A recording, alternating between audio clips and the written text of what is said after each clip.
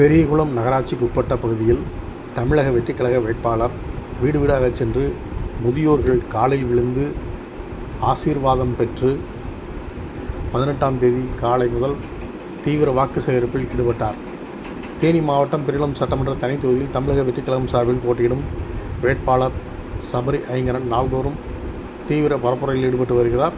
பரப்புரை முடிவடைய இன்னும் 4 தினங்களே உள்ள நிலையில் பெரியகுளம் நகராட்சிக்குட்பட்ட முத்துராஜா தெரு, தெற்கு தெரு, தென்கரை, வடக்கு அக்ரஹாரம், தெற்கு அக்ரஹாரம் உள்ளிட்ட பகுதிகளில் வீடு வீடாக சென்று முதியோர்கள் காலில் விழுந்து ஆசீர்வாதம் பெற்று வாக்கு சேகரிப்பில் ஈடுபட்டார்.